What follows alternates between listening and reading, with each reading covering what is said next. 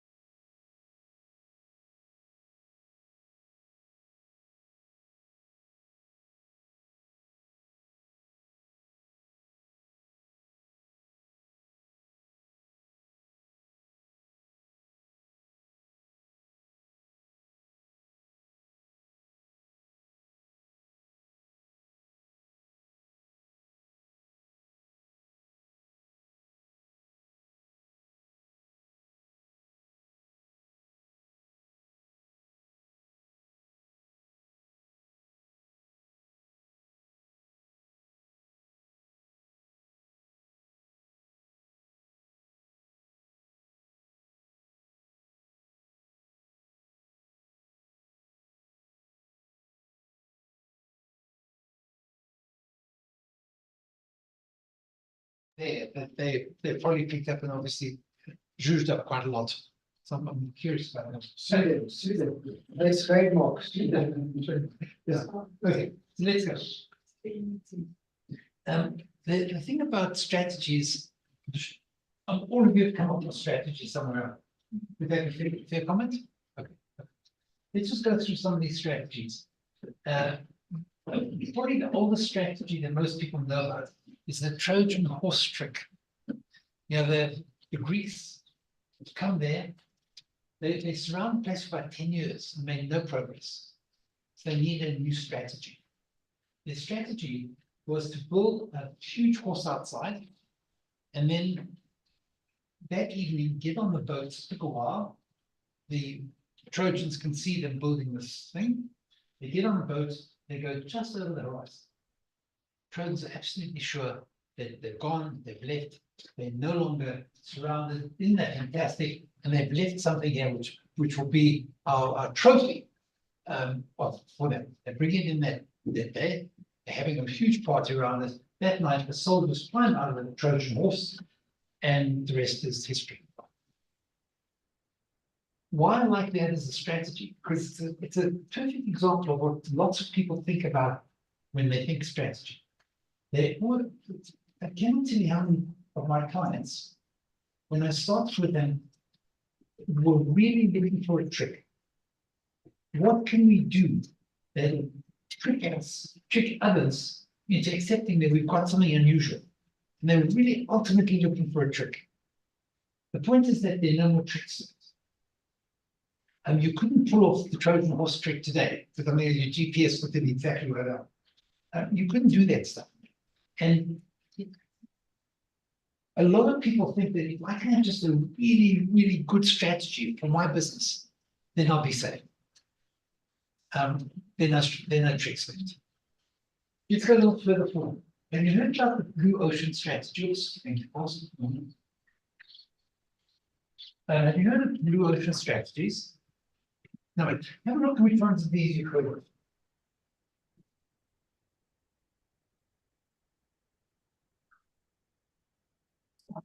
So, okay. Any others? Yes, nice. What else have you come to? I'm sorry? Okay. Anything else? Okay. Yes, okay, unique selling proposition. We're going to do something that nobody else has got and make us absolutely completely unique, and we'll be able to do that. If we can get a strategy like that, then we say. Strategy is chance. Sorry? Chance. Strategy is chance. Yeah. Let's just quickly look through those very quickly, and I'll show you what they don't do. Let's start from last. Chess is a strategy. Why chess is quite interesting as a strategy? It's because you've got these chessboards is incredibly difficult. You think that there are only 64 squares and 32 pieces. But if you wanted to work out how many, if I'm after 3 moves, how many possibilities are there? And it runs into thousands. And the idea was, when I first got into this, and there's a lot of people who use chess as a strategic tool, or thinking like chess as a strategic tool. A really good chess player is not somebody who can think 5 moves ahead or 10 moves ahead. A really, really good chess player is somebody who's learned lots and lots of moves and has got a library of moves that they can say, under the circumstance, I can use that, I can see the pattern. I can see patterns, I can do that. But it bears no resemblance to doing business today. In fact, it bears no resemblance to war either. It's really just a really, really nice game. It really sharpens the mind very nicely, but it can't be used as an analogy. There's just too many things which are unknowns.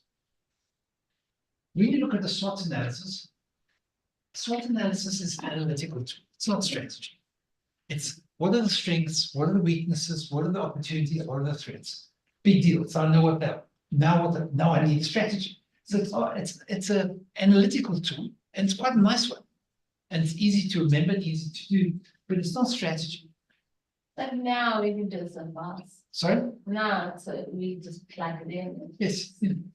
even if it does, they won't give you a strategy. It'll just tell you what you what they do. If you look at Porter's 5 forces, Porter was very, very popular. In fact, there was a time when you weren't allowed to say the name Porter sitting down. You had to give him the true respect. And he was an industrial economist, taught at Harvard. And then he started writing books using the theories of industrial economics, because that was the area he was in.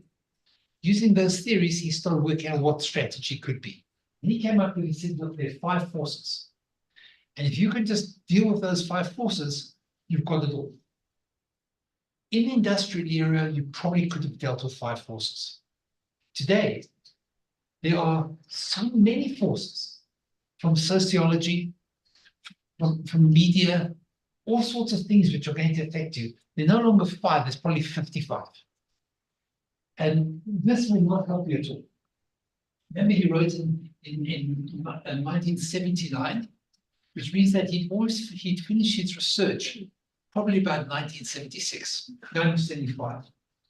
In 1975, I think we might have had fax machines, a fax machine, in 1975, but the fax machine would only have been when I was a student in Israel in about very early 80s. There was a fax machine I visited. It was in the Rothschild Bank's offices, and it was like really a big deal. In fact, there was actually telex machines, not faxes. sorry, no, this Telex machine. but this was like yes, the end of the 70s was he was just before, quite right, just before the fax machine. There actually was a job called a fax machine operator. I heard him talk on Bruce Whitfield's show once. They're looking at jobs which have gone away. He said, I used to be at NASPERS. I was the one that they had to ask if they wanted to send a fax to anyone. And I come there and I operate and I tell them they could send a fax. And send them here to check with the boss, with the CEO. Okay. The greenhouse tomato strategy, the strategy that goes like this. It comes from the 1920s. It's been zhuzhed up, but ultimately exactly the same. It's where are we now? Where would we like to be in 5 years' time? So let's get really smart people to tell us where we are now, okay? So we understand and what the world is going to look like in 5 years' time. Now, I'd like to come back to that one, but I think you can probably get a sense that that's not going to do it for us. It comes out of 1920. In 1920, you probably could stand on the beach in Sea Point and say, I think that's a ship. And he's, nah, it's not a ship. And so well, I'll meet you here tomorrow morning, and we'll be able to see if it's a ship. And they said, yeah, I think maybe a ship. Where from? Let's meet in a week, we'll be able to see where the ship came from. But that was the sort of speed of these things. When you look at things like we want to have big, ambitious goals. Big, ambitious goals were as long as you can be, don't think small. Strategy is not small. Strategy is big. The bigger you think, the better. So think really big, think bold. And you can think as big or as bold as you want, but doesn't mean you can do it. And a lot of big, very, very bold things never actually happened. Mission, vision, and values is a very, very nice idea for nonprofits. Now, I'll tell you what. It was designed for nonprofits. When they put all that together, it was really because the nonprofits didn't have a real way of measuring things.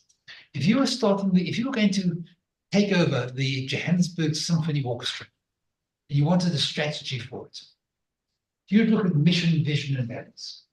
What is the mission of the Johannesburg Orchestra? If they still have one, and if they do. But if they had it, and you want to work out what the strategy would be, what their mission would be, you couldn't say make real money so we can afford to pay really top-rate musicians. What you probably would do if you were doing that is you play Beatles music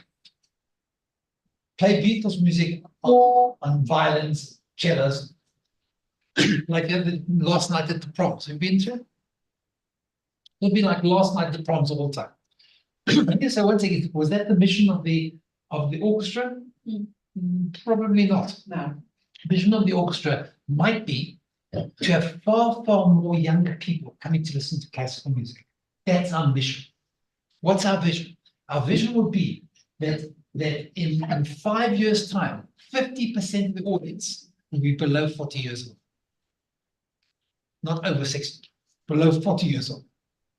And thank you very much. What values would we have? Our values are we want to be excellent. We want to be really the highest quality, better than you would ever expect to find in South Africa. That's our values. So it was really, really good mission, vision, and values. But when you put those into businesses, the studies that they've done on people who developed vision, missions, and values for their businesses, majority of them, these were really big companies, all said it made absolutely no difference. None whatsoever. Didn't hit the bottom line at all. Blue Ocean Strategy was a very, very nice idea. Basically, it said the world, the seas are red with the blood of fish fighting with each other and eating each other. You want a place that's blue oceans. No one's been there yet. And the one thing I remember from the book written on Blue Ocean Strategy was they talked about a gym which you could have in your garage. And it did all the things that a good gym could do. We'll use a gym image a little later on. But it was easy. You paid your $15,000 for the franchise. You got 8 pieces of equipment, which were in a circle. It was women only, which is really nice, especially after the baby and you want to walk around with pulling your stomach and all that. You didn't have to because it's just punishment. Because it was neighborhood, there were no parking lots. It wasn't like somebody your neighbor's garage. They could be everywhere because they would, and you'd come there all at once, like it was like a woman's thing. You get there, you didn't have showers, so you come there ready to do gym. You do your gym, go through the eight exercise. Circuit. Sorry? Circuit. The circuit of 8, and then you go home. It was fun, it was cheap, it was easy. It was like the per thing was worth, they said it was about the price of a cappuccino. So they worked incredibly well.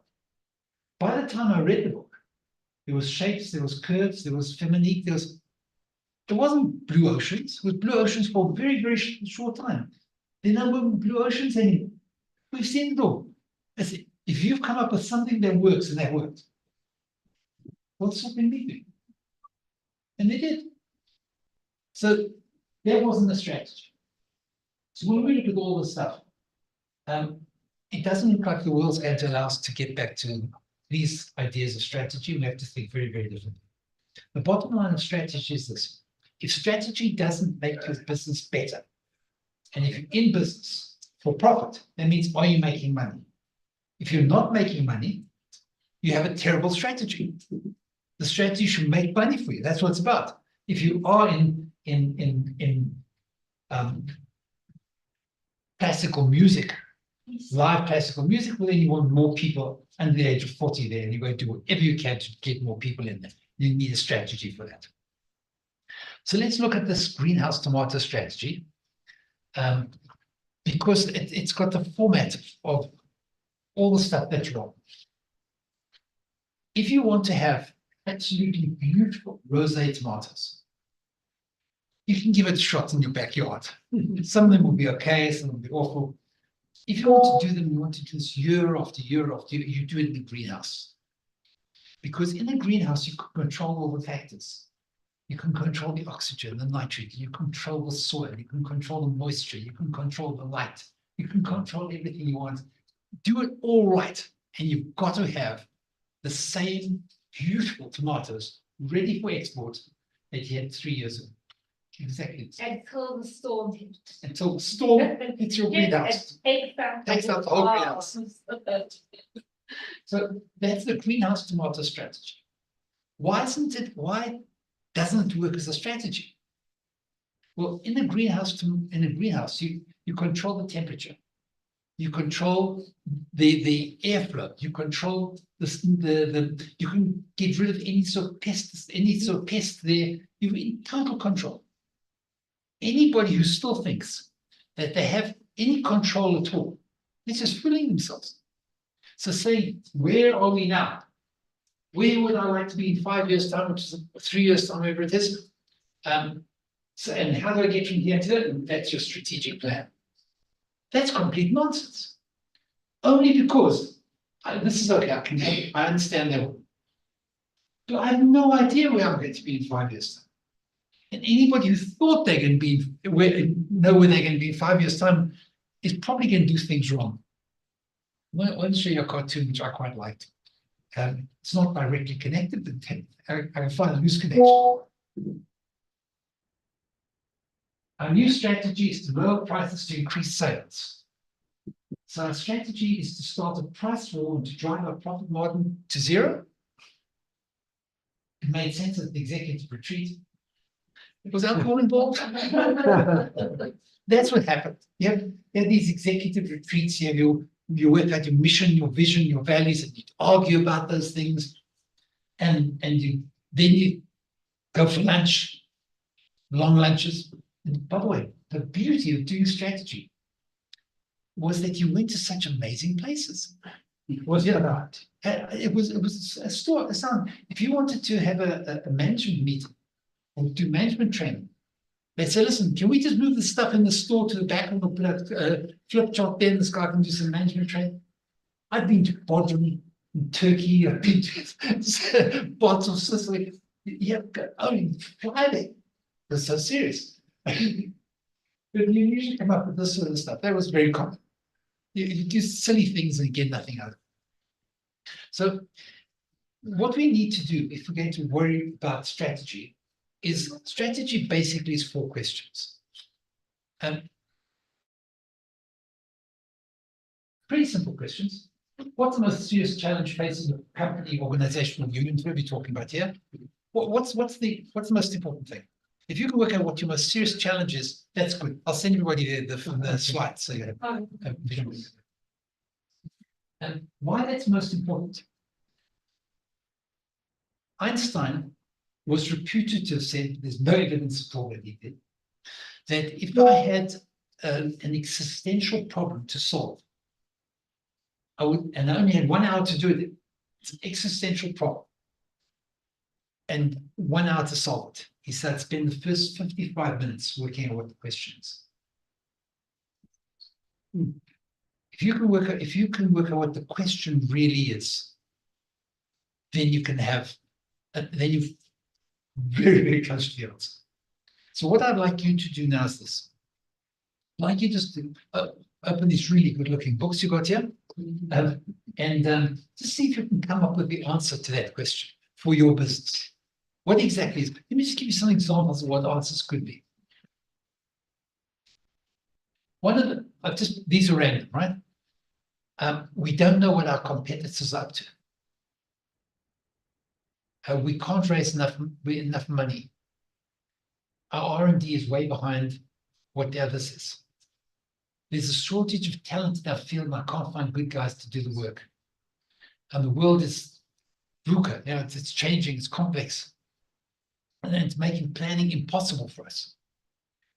Our product is less desirable than our competitors' products.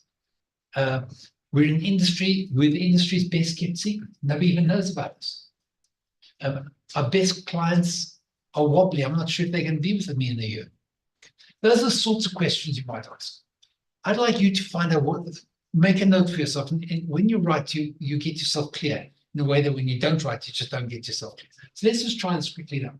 What is the biggest problem facing you? Please. I think the biggest problem where I am at is that the staff, look the other way when there's a problem, or when they notice that I'm dealing with building and tenants. So if a staff member sees something not right, or sees the end of it not right, in that, say for example, a pipe is blocked thanks to someone sending, you know, huggies down the drain instead of, Cleaning the bin. yes. So now, what we're doing, which I think is, you know, keeping up with technology, is that we're taking photos and videos of the repair room. Okay, but the person who has, you know, the unit number of that building Yes. is not listed. The person that's taking that photo sometimes is not, you know, has got a like a nickname, like for example, blood is thicker, you know, with a name instead of sympathy or something else. Okay.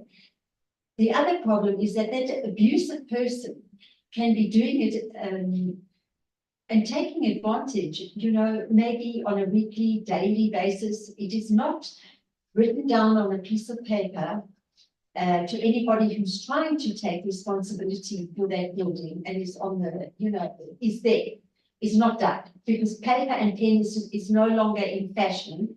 And so to understand a video or a photo of something that has already happened and not have a link back to a tenant who is or is not responsible for that, to me, It's become chaotic. it is chaotic. Absolutely. And Oh, you I said don't you- think you it's up meant- to me, you know, to do it on my own, to kind of do it. I think that the person, you know, who's supposed to not look the other way and say, well, this is not my problem. I'm going to get my salary anyway. I'm not getting into trouble for noticing this. That saw, that little saw gets into a huge king-size wound.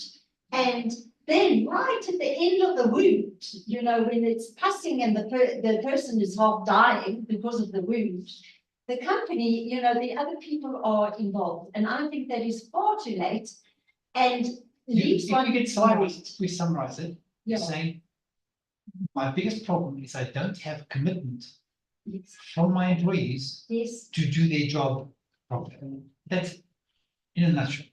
thank you. Okay. For giving me the words, because I am going to send out a WhatsApp tonight to someone overseas and to someone who's, you know, told me today that the software problem with my microphone on the computer, which is why the Zoom didn't work. I must do it myself and fix it. I'm not an IT person, don't know how. So, you know, it doesn't help to suppress someone else when there's a real problem out there. And as you say, to get the commitment to do the job properly is not a racial issue, is not a gender issue, is not any issue, except, you know, It's simply it's a getting moral people. issue. It is, and you'll see why it's a nice example. And you'll see as we go through how we would have to deal with that and what sort of things we could possibly do. Thank you Bear very with us. much. Bear with us. Okay. Have you all got something right? You've got something. Can you share? Be brave. By the way, don't worry too much if it isn't right yet. The purpose of this is I doubt you're going to come up with a brilliant strategy at the end of this. What this will do is, you know, that I've got to give some thought to these 5 questions. And I just want to have, these are more examples of the type of thinking you should be doing and conclusions. Okay, what was yours? Can we go things first? Sure. We'd like to go next. I'll go next. Yes. And mine was keeping up with IT, keeping up with technology, with a massive difference in our business. Yes. The business is? Property, Properties. property. Okay. Keeping up with technologies. Okay, very good. Anyone else, please?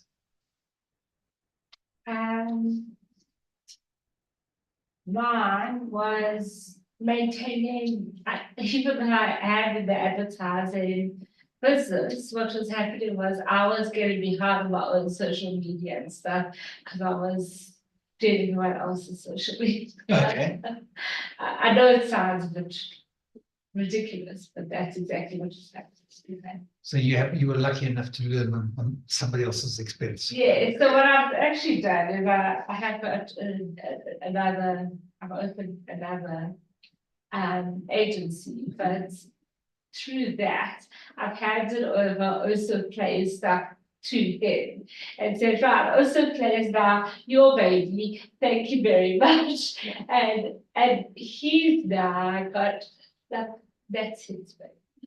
And I do everyone else's stuff, so we turned the wheel. Okay. All right, very good. And why is that a problem? That's not a problem. I only worked it out as a problem. When I worked out the problem was to take a break. And then. Sort it out.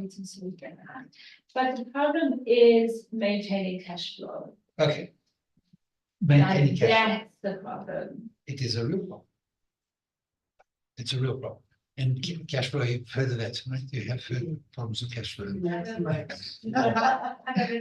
Okay. It's a universal problem in all startup businesses, beginning businesses, all have cash flow. So it's just, okay. So once you're clear what the real existential problem is, and the clearer you have it, the better. There's also differences in the stage of your development. Cash flow becomes a really, really big issue right at the beginning. Once you've got a turnover of 5, 10, 15 million a year, and you really need 750,000 rand of available cash as you go, you can probably count the number of people who line up there very, very happy to lend it to you at exorbitant prices, and some even at decent prices, because there's something there already. The only problem is when you've got nothing specifically that would excite them, that they'll make it very, very expensive for you, even if they do business with you at all. That's a real issue. That's a real problem. So when you're not absolutely sure that you know what the real problem is, it's going to be a very, very hard thing to try and develop a strategy that will address your real problem. Okay. Would you like to share? My problem is me to get the things done. I need help, but at the same time, it's fantastic because I'm learning at the same time, and I'm growing myself. No doubt. Yes. No doubt. And that's very special, especially when you get somebody in to help you. You'd actually know what they should be doing correctly and what they're not doing correctly, and be able to speed up. Opposed to getting some, ideally. Yeah. Sorry, there's another one online who answered the question. Please. The person says, my business problem is that I have a fashion product and I do not know how to market them properly to reach a wider market as well as have them on outlets. Very good. So wider market and the right outlets to get to that wider market. Thank you. Yeah. We'll come back to all of these things as we go along, but let's just go through it. So if you don't know what your most serious problem is, that's a real biggie. You have to get a real sense of the problem. And very often what you think is the problem is often not the problem. When you think deeper and deeper about the problem and going further and further, you might say, look, I'm overworked. That's a real problem. Okay, so what must you do? Sleep less and get more done, which is terrific, except the next day you're getting closer and closer to being brain dead, which means you're making mistakes, which means everything happens. There's a book I've just finished reading called Slow Productivity. Slow Productivity. We are living in an era where we don't believe in slow productivity. We're still using the understanding of productivity. OECD used exactly the same definition. We're using the same definition of productivity of knowledge workers as we did productivity of farm workers and industrial workers. Are you delivering enough? Best example I can give you was when the head of CNBC, now they probably don't exist, they probably watches television anymore. But he came into his office on Friday afternoon, and 3:30, more than half his staff were not at the office. And he sent out a memo which went like this: you may actually be unaware that we're number 3 in the ratings. I'm quite sure the other 2 have their staff in the office at 3:30 on a Friday afternoon. they did eventually come back, but it had nothing to do with people working extra 1.5 hours a day. It happened to be that somebody had met someone who'd written a series, which when they adapted it, just made, now that extra 1.5 hours a day would not have made that difference, because that's got nothing to do with productivity in the age of knowledge work. That's productivity on a farm, or productivity in a factory. So looking at this here, the next question we need to ask ourselves is, what does the future look like? Now, Terrible. well, we're not sure. But what does the future look like for your industry? Because futures will look very different for everyone else. Every particular industry you're in is going to be very different. There's no doubt about that. If you're thinking about the future always looks very, very blurred, unless you're really silly. The future looks very blurred. Like you're not sure. You have some idea of what more or less something should happen. There's a book that I reviewed last night, and I think it was last night before on Bruce's show. Was 2 nights ago on Bruce's show. And the book is called Same as Ever. But I can't tell you what the thesis is because it's very clever. The thesis goes like this. We spend a lot of time trying to work out what's going to happen in the future. Where will the world be? What is going to go on? Very, very hard to do. What we ignore is how many things will never change. He says, I don't know what's going to happen over the next 50 years, but I'll put money on it that in the next 50 years, people are still going to be greedy. Right? In the next 50 years, people are still going to respond to incentives. In the next 50 years, miracles will always take years, and disasters will take hours or minutes. Same as that. So he comes up with 23 things like that, all of which are not going to change. There are things, one of the things not going to change, which is relevant to you, scaling doesn't work. Because something is good doesn't mean you can make much more of it and do it faster and bigger. Like Pick and Pay. Like Pick and Pay at the moment. Pick and Pay maybe at the moment, but they got it right for a while. Talking about Starbucks. Starbucks grew to about 400 in about 10 years, 400 stores.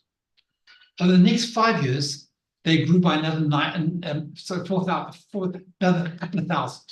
They were opening up 2,500 stores. And the whole thing wasn't working. And it was only when the founder got back in there and started cleaning things up, they realized it doesn't scale exponentially. Trees never grow to the sky.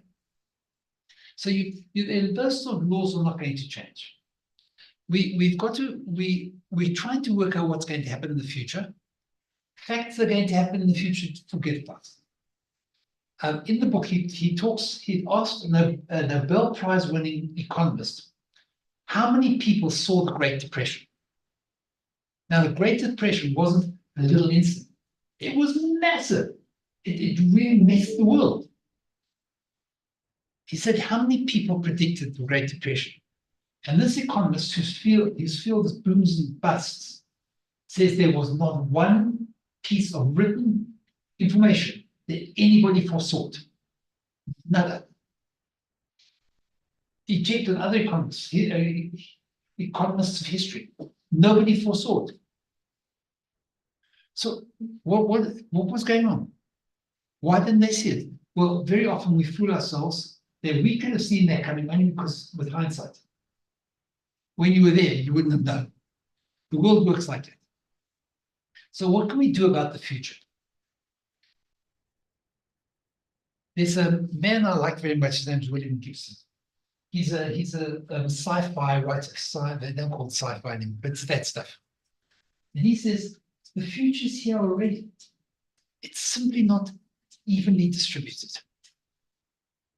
Let me just show you what I mean. I hope this is still up there. One moment.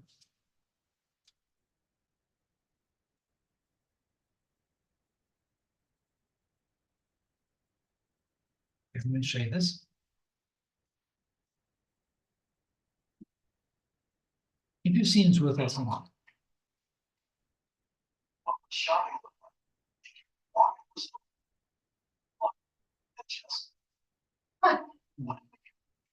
It's machine learning, computer vision, AI, very African store, so you never have to wait in line.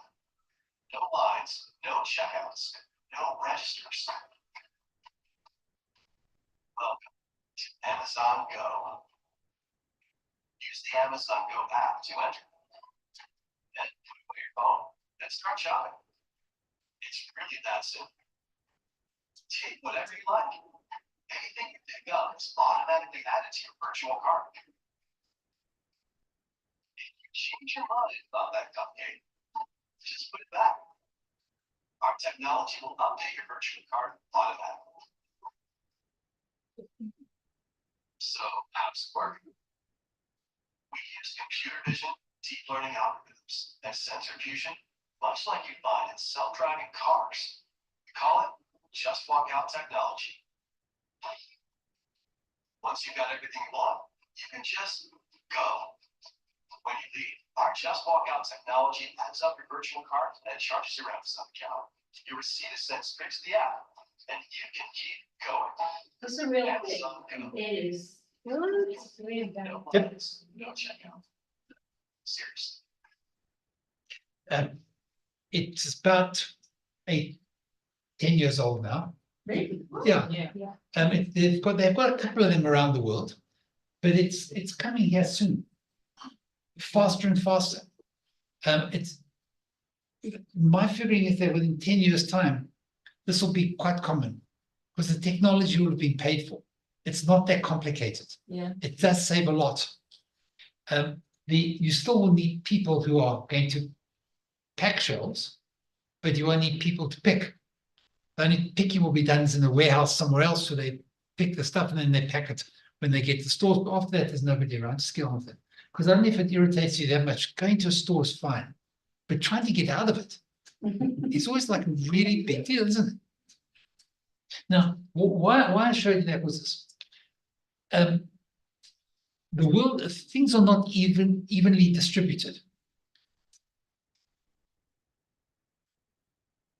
The future's here, but it's not evenly distributed. Whatever industry you're in, somewhere in the world, they're doing what you're doing better in a more advanced way. And by the way, it doesn't mean the more advanced countries. There's technologies that have come out of Kenya, M-Pesa, which is a payment system which doesn't use a bank, which is extraordinary. They haven't been able to reproduce for lots of different reasons elsewhere. But once you've got that, you can try and do that somewhere else. There's amazing things that are going around all over the world. So the more you understand about what people are doing in your industry, elsewhere, there's bound to be someone in your industry who's doing something really fascinating that you can do. The future is here already. It's just not evenly distributed. So you might find that here we don't have things that they have there. South Africa always had when in between banks, there's switches. You've always been years ahead of the United States in switches. You can go to a net bank here and put money in and put into an FNB or take out of FNB. You can't do that in the United States. They don't have the switching. We've got a lot of amazing technologies which are not widely distributed, and those technologies all over the place. So I wanted to tell you, if you wanted to work out what the future could be, I'm going to give you an example of an exercise I did with an organization. It's SADC, Southern African Development Corp. We're trying to work out what could be the future of FDI, financial development. And they're looking at the development at a low level. Sometimes it's roads. Sometimes it's trying to get all of SADC to be able to have the same banking systems, doing big stuff to try and have financial development. And we looked at what's going to happen in the future. There were two fundamental characteristics of that business working. One was, what's the quality of the investment? Is the investment a high quality investment? Okay, got fantastically high quality investment. We're going to use solar in Botswana. Botswana is the size of France. It's got the population of northeast Cape Town, 2 million people. I mean, that's the whole country. Lots and lots of space, lots of sunshine, lots of open land. Why not have solar farms? And you start thinking, well, that would be fantastic. Them, Namibia, put them all together, we can power Africa, certainly sub-Saharan Africa. To do that, we would need to have a lot of money, a lot of investment. But if that's a great idea, why wouldn't businessmen who are running around the planet Earth trying to find good ideas and good projects put $500 million into that? Why not? They can't get anywhere else. They put in the bank and you get 6% return if you're lucky. Here you might be able to get 15% return. So if you can find a quality investment, that's terrific. The other thing which limits them is this part here. That is that the capital has to be available. The two factors that any country in the development arena, two things that they suffer from is we don't have good investments, or we can't get capital at a price we can afford to make a profit out of it. Those are the two issues. Clear? Okay. So just look at that, just those two things. That's high quality investment and a high quality capital. You're getting money cheap enough to do. If you can find a project which is high quality and you can find capital, it'll look like that. What's the 1, 2, 3, 4, 5-lane highway? If you've got a lot of capital, but you don't have a really good investment, what will it look like? So you've got an inexpensive capital, but low quality investment. That's what the road will look like. Here you've got a high quality investment, but it's just too expensive. The road becomes very small. When you've got nothing, poor quality investment, expensive capital, the road looks like that. Now, what we've basically done with that is we've said there are 4 scenarios that are possible. Which scenario should you bet on for your future? Which would be the one that you should be betting on? Sorry? Top left. Top left. If you're in sales, right? Trying to be. I don't know. Keep on going like this. I don't know. If you're a salesperson, you say, don't think negatively, think positively, be optimistic. You can't be a great salesperson if you're a pessimist. The people in the sales departments of any company who do strategy like this will always want the high road, the highway. They think that's where we're going to put more attention, which is brilliant. Except for one thing, you can't control what investments you'll find and how much capital will cost. It's beyond you. The reality is that if you ask an accountant, what should we bet on? He says, you bet here. Bet on this. Keep your costs down as low as you can. Hold in as much as you can. Don't go on a hiring spree. Hold on to your cash. Hold on to it because you never know what's going to happen. Here's the problem.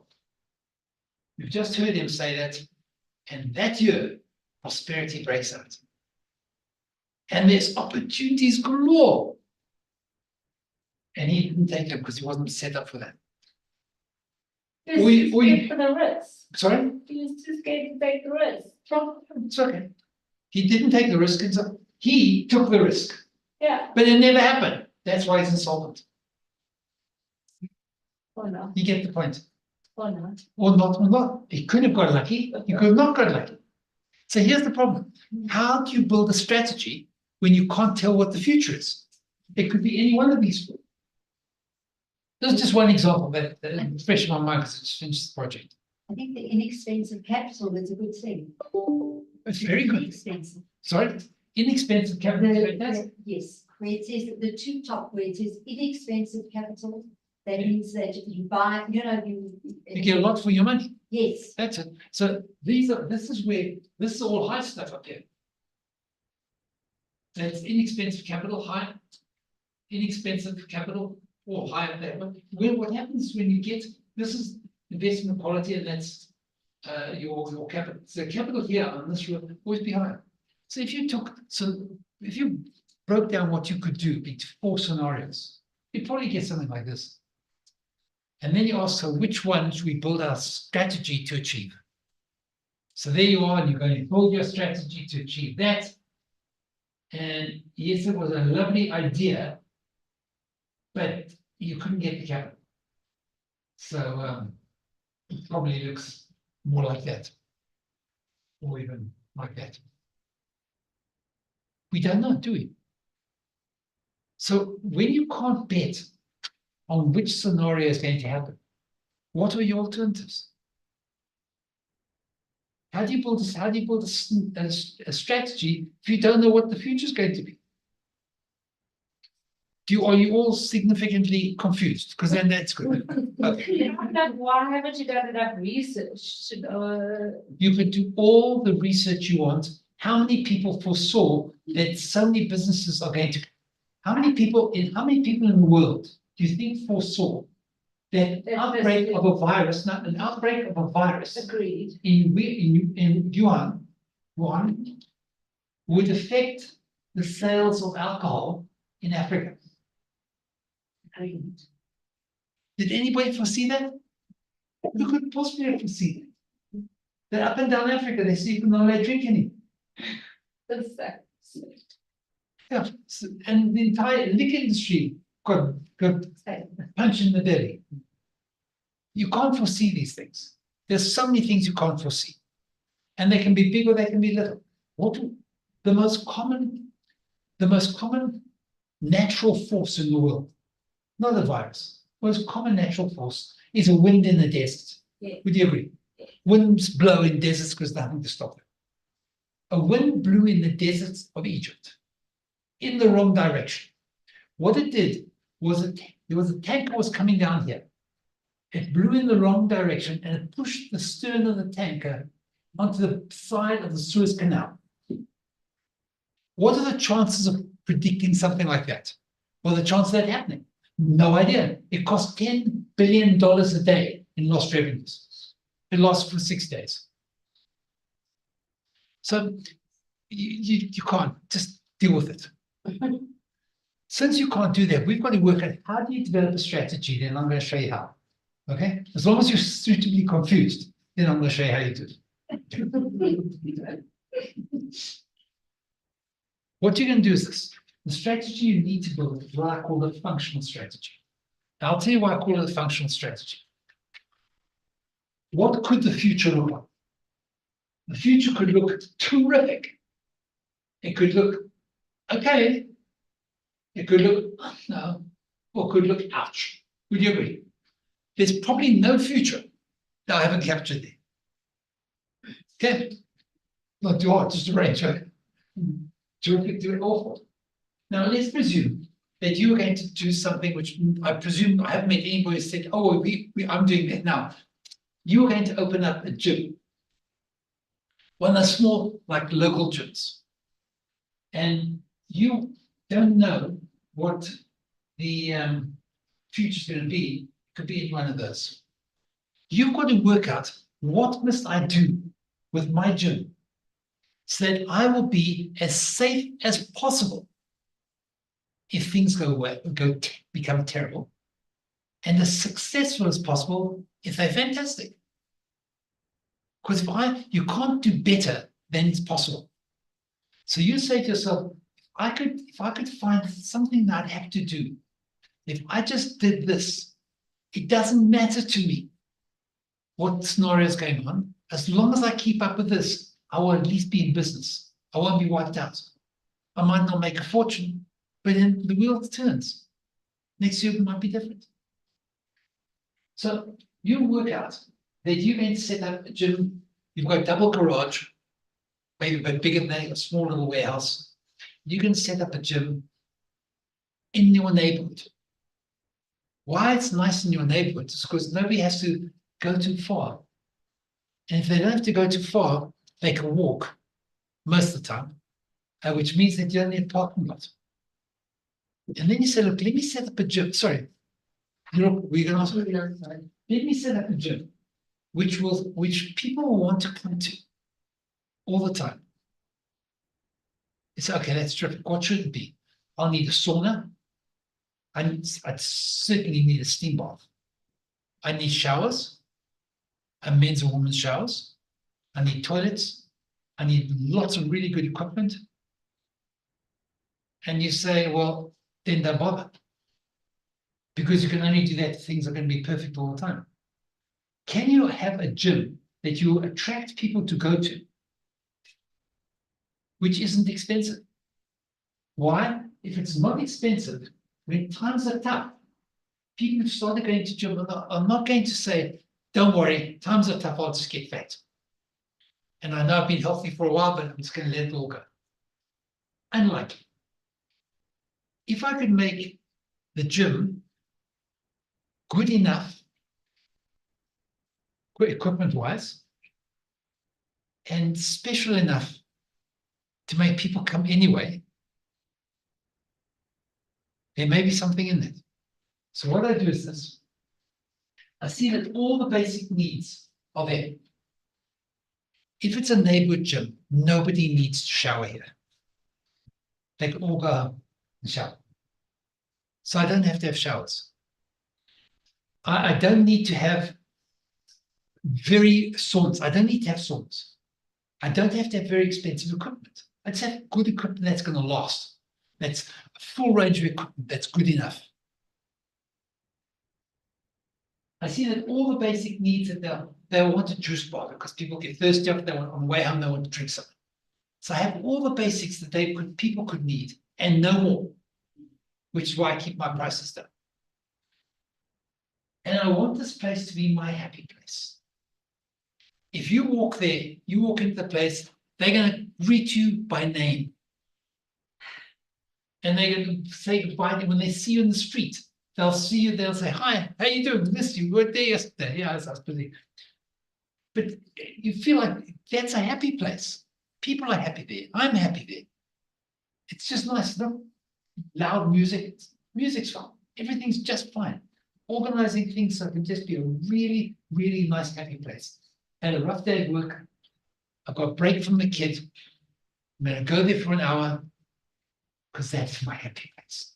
They're just like if I can keep it up as my happy place and I've got the basics, they will work for me.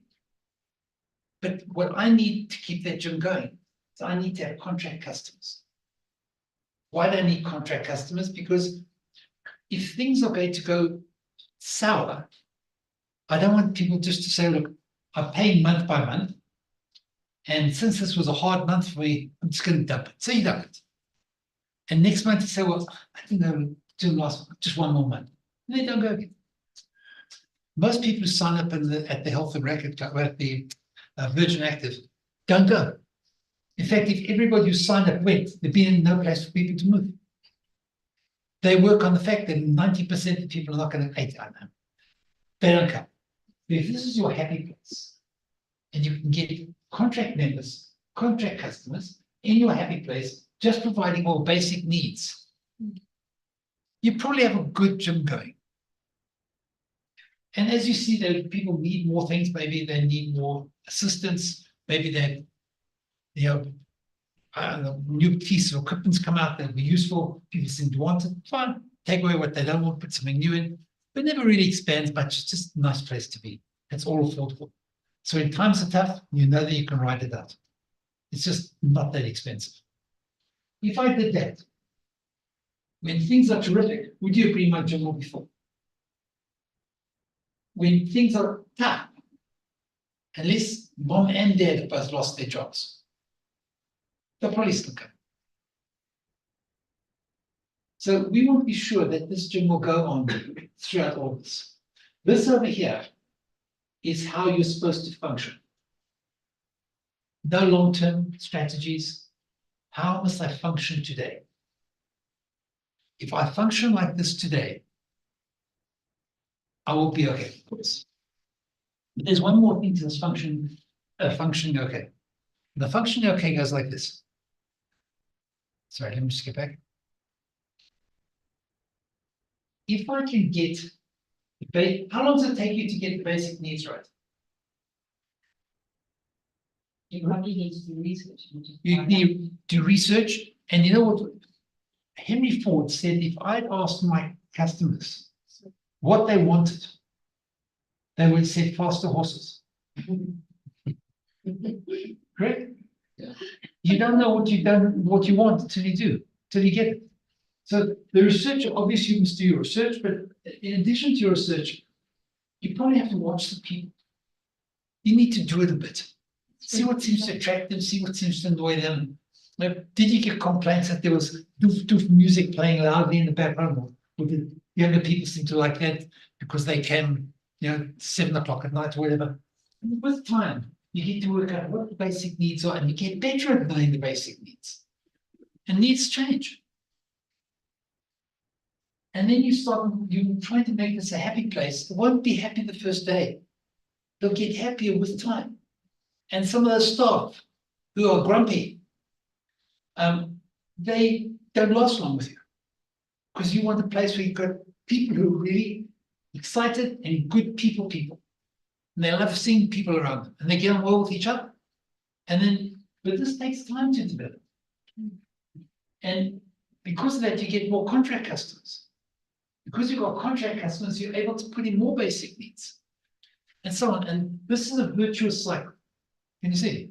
That's why it should turn around. This is almost like if you think of this as a flywheel.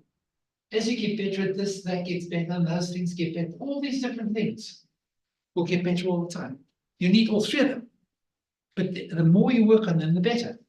If I said tomorrow, you know what we're going to do? We're going to expand. We're going to expand. Don't worry, it's not only basic needs. It's not all that happy, but it's big. You'll probably go to business in Europe too. Once you've got this, if the formula is working, why not just stick to it? So what we're trying to do is we're trying to find out what's the formula that will allow us to work on and keep working on this year, next year, the year afterwards, and we just get better and better and better. Sorry, is this a universal formula or is it only for specific businesses? The formula, I think, is universal. The contents here are going to be different for every single business. I did one of these for a clothing store. The clothing store was completely different. It had to do with buying well, selling well, buy well, sell well. There was a third thing of there, I'm not sure what. Have loyal customers. So there's different things, and how it would manifest would be different. So we want to be sure that what you're doing is relevant to your area, but the point is to try and find as few things as possible. The longest list of things that I would sign off on and tell clients it sounds like is 6. If they're more than 6, don't bother. Because once you've got more than 6, 7, it just means you don't know what it's talking about. Most people have fewer than that. So 3 or 4 is normative. There's a division of Prime Media that had 5. I think that was the largest one. And it worked superbly for them. Superbly. I remember after it was a 5-year strategy. And after the first year, the guy who was running the place, this particular division, an accountant, quiet guy, brilliant man at getting the job done, following the formula. He phoned me up and said, I just thought you'd be interested in knowing that we blew the lights out of all the divisions of Prime Media. We were the most successful. I just thought you might want to know. They phoned me to tell them. And we contacted each other, we kept in touch and saw things were going in the right direction. And then I got a surprise call from him. He said to me, I'd like you to come have a strategy session with us. I thought, I think I better talk to you. So I went to his office, and gingerly I said to him, "Do you want to change the strategy?" He said, "Heavens no, heavens no." He says, my predecessor used to fly up and down Africa because they have sites all up and down Africa. So I hardly ever go. Because if I walk into the site, they know exactly what I'm going to ask them. Do you have people from the top crew doing that? Just go, you're doing all the right things. So they will know what they're going to do. So why do you want a strategist? Because my board now, my senior management, were not the ones that were there when we developed it. So we took a day together and went through the whole process of how we developed and why we developed and what it is. But he just kept turning that circle and got better and better at turning the circle. And that's it. He stayed until he retired.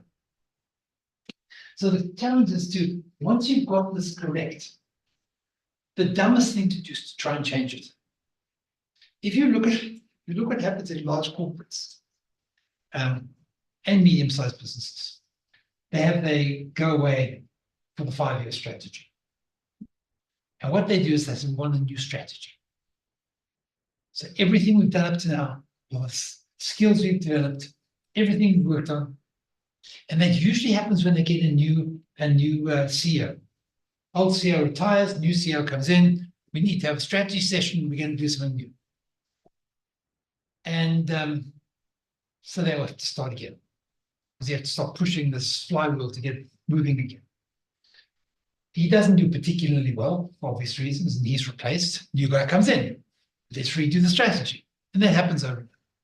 There's a company called Edison Energy. They're probably about 100-year-old power company in the United States. They are boring. Seriously boring. Certainly to investors. Every bloody year, they do better than last year with boring regularity. They don't blow the lights out, but damn it, every single year they better. They've been going for 100 years. They've had, I think, 4, maybe 5 CEOs in that whole time. Every CEO worked in the company for his 25 years before they said, you can get on the board. 35 years later, he became the CEO. The strategy didn't change. They just kept on boringly doing the same stuff over and over again. And their shares just not sleep, just nice, beautiful returns year after boring year. When you keep going at the same stuff and get better and better and better at what you do, you're going to succeed. So if we pull this stuff all together, then we can just discuss it if you wish. You've got like an impressionistic view of the future, but you can do better with working out what the scenarios will be. What's the best that could happen? What's the worst that could happen? What's kind of like, okay, but if you can try and find out what are the 2 factors, what are the 2 factors which are at the heart of making your business a success? The store has to be attractive. The store has to be attractive in terms of the goods and everything about it. And the store has to have goods that people want to come to the store to buy. If you don't have the goods that they want to come to the store to buy, don't be surprised if people don't come. Crudely, in every single different place, there'll be a couple of factors which will create the differences between if those 2 things are in place, it will determine what's happening. That will allow you to build 4 scenarios. Is my store in itself attractive? Because people like to go to attractive places, plus dull places. Is it accessible? Is all those sorts of things. Is it one of South Africa's best kept secrets? Because that won't have either. Is the best kept secret? Sorry, I didn't get that. What is the best Kept secret is your store or your business. Oh, that's nobody did this. Not at all. No. Yeah. Is it a best kept secret or is it a secret best kept? That's really good. So that may be what it is. And you try and work out what other things would happen. What would see to if I got those things right? That would be the base of my business. And then you say, well, in the future, the future could be any one of these things. Those things usually don't have control of. You want to look for things over which you have no control at all. They're outside of you. When you're looking inside you, so you've got the scenarios which are based on what's outside of you, then you look at you look for your functional strategy here. What's my functional strategy going to be? Then you look at if that's my functional strategy, what goals do I need to set now in order to achieve that? And that's where the work of the strategy comes in. Can't point because I dropped this now. I think battery not working.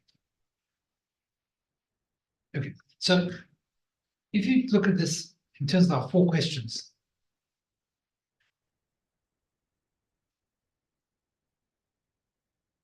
What's the most serious challenge? And your serious challenge is not making any money, not enough people to do the work we're in this. What does the future hold for people doing the sort of work that I'm doing?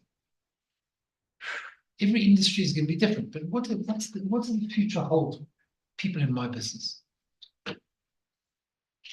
What strategy would enable my company to be as successful as possible? And you work out what are the fundamental things that they have to be. And then you say, well, what coordinated actions do we need to put into place to execute that? Here's where you come up, turning everything into facts, make this happen. If you don't get to the 4th part here, you can have a fabulous, and be really good, but then you don't do anything. So there's old Nat's gym. You know exactly what it's supposed to do, but you're not doing it. You're just kind of like hanging out, I suppose. And then you wonder why the thing's not working and why it's consuming more and more money, but it's not going anywhere.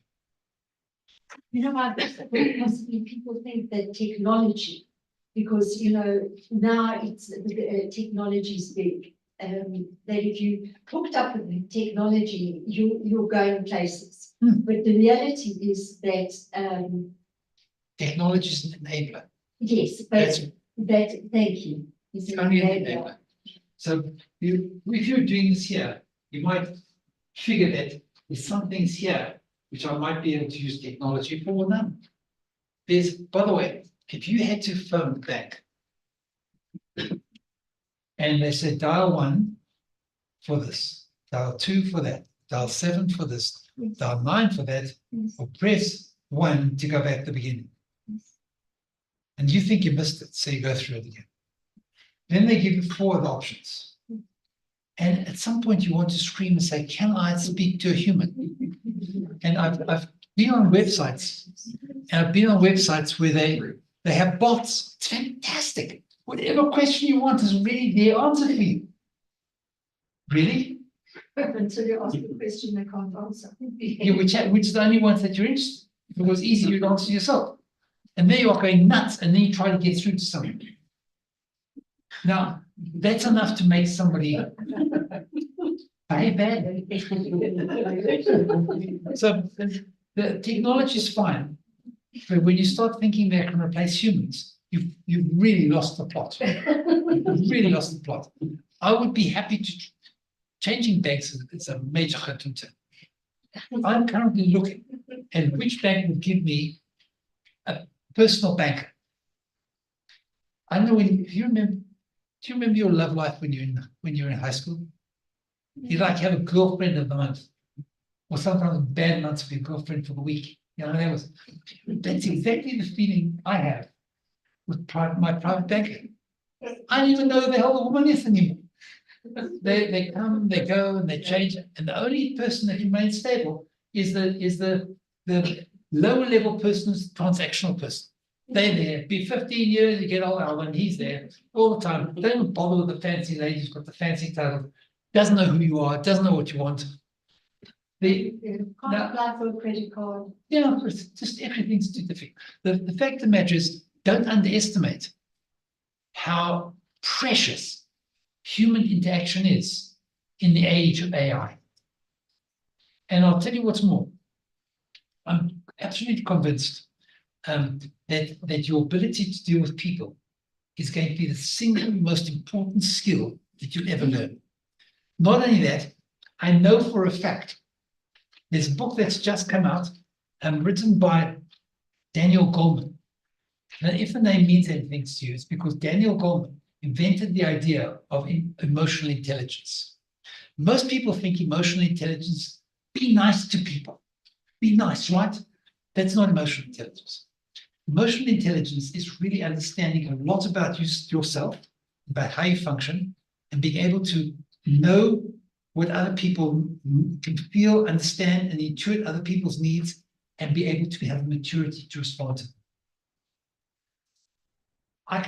They've studied that now. He writes nicely, and his books are interesting, but he's an academic. He's got a research facility and just other professors than him. He was a professor at either Harvard or MIT or something like that originally. And he's still into that stuff. He's got stats that prove that people who've got high levels of emotional intelligence earn more money over their lifetime than people who are really intelligent. Much more money. You can be seriously bright, but if you don't know how to get on with people, tough. Why is that important? Because we're living and we're moving into the age of AI. Right. And the only people who are going to succeed in the age of AI are not people who are smart enough to do the job. A computer will do the job. Or dumb person will be aided by a computer can do the job. The person who's going to make it is the person who's got really good interpersonal skills. So anyway, my diatribe. The fact is, all of the stuff here, part of it you have to be able to work out. I can't replace everything by technology.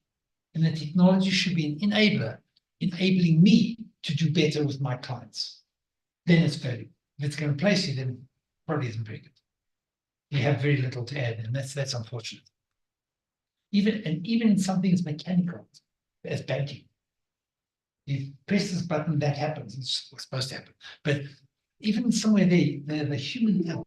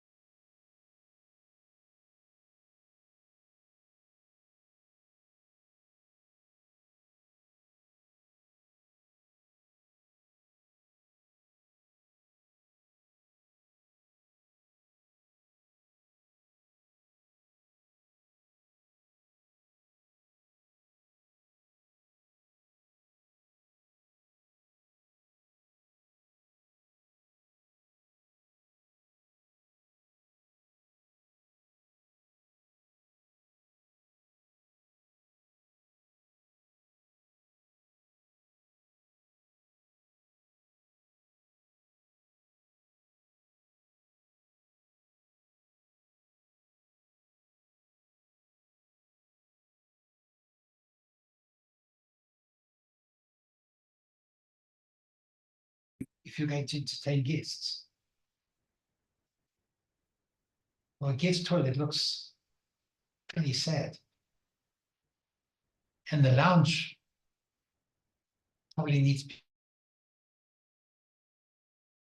be redecorated. So you want to entertain, that's really what you want to do. You want to entertain with food.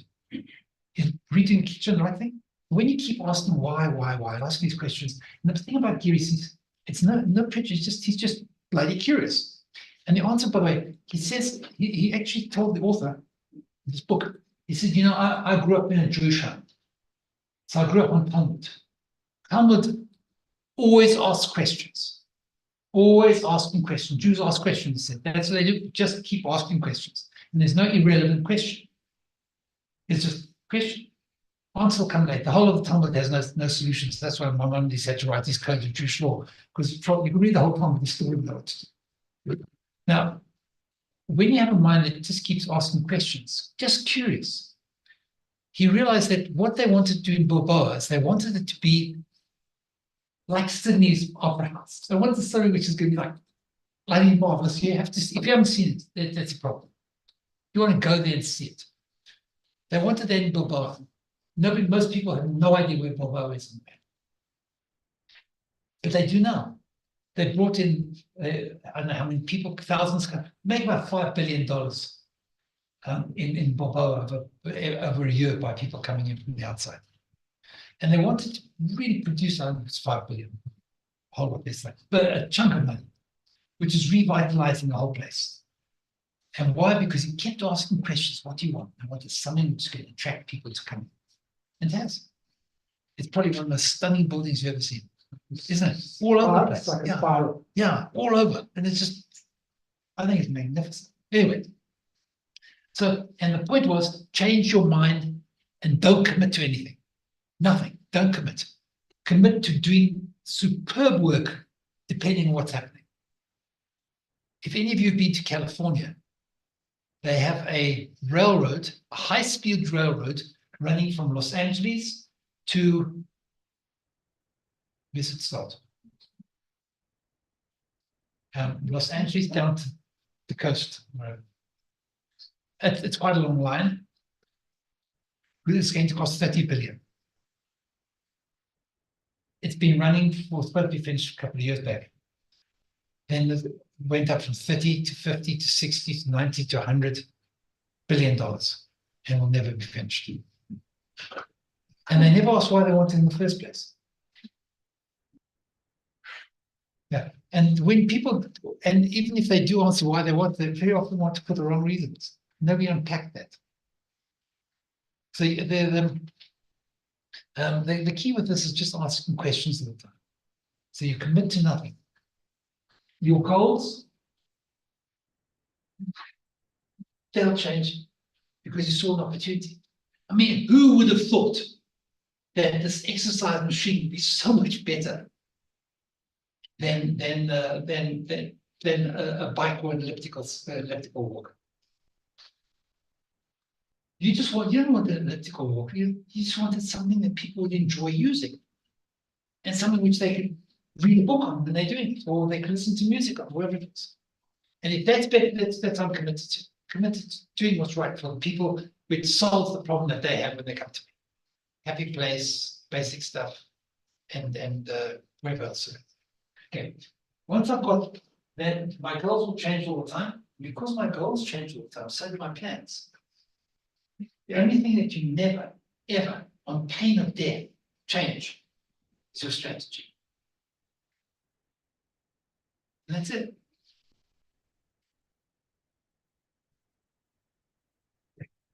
We go.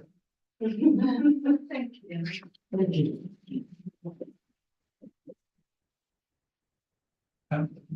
I'll send you this and then just think about this and see if you can play with them.